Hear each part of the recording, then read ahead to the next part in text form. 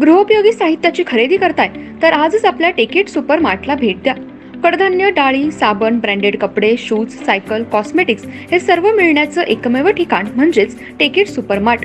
5,000चे भरपूर डिस्काउंट, कमीत कमी 4,999च्या खरेदीवर 5 किलोमीटर पर्यंत मोफत घरपोच सेवा।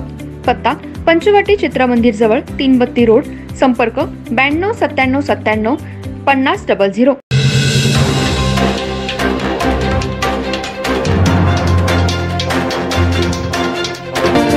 नमस्कार, मी तेजस्विनी मगदूम। एम मराठीमध्ये आपल्या सर्वांचं स्वागत आहे। पाहूया ठळक घडामोडी। इचलकरंजी शहरातील प्रसाद डिंगणे राहणार जवाहरनगर याच्यावर प्राणघातक हल्ला करण्यात आला। या हल्ल्यात त्याचा जागीच मृत्यू झालाय, तर सौरभ पाटील यालाही लाथाबुक्क्यांनी मारहाण करण्यात आली आहे। यावेळी या ठिकाणी हाणामारी होत असताना याची माहिती काही नागरिकांनी पोलिसांना देताच पोलिसांनी घटनास्थळी येऊन जखमीला इंदिरा गांधी रुग्णालयात उपचारासाठी आणलंय।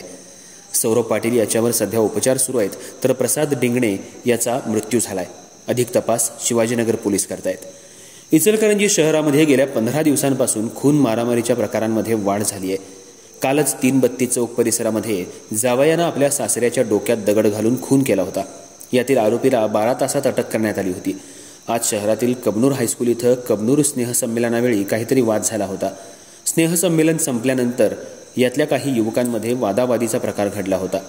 हा राग मनात धरून यातील प्रसाद डिंगणे आणि सौरभ पाटील याला काही युवकांनी बाहेर बोलावून घेऊन प्रसाद आणि सौरभ याला जबर मारहाण केली, तर प्रसाद याच्यावर तीक्ष्ण हत्यारानं वार करून त्याला गंभीर जखमी केलं। यामध्ये त्याचा जागीच मृत्यू झाला, तर सौरभ हा थोडक्यात बचावलाय।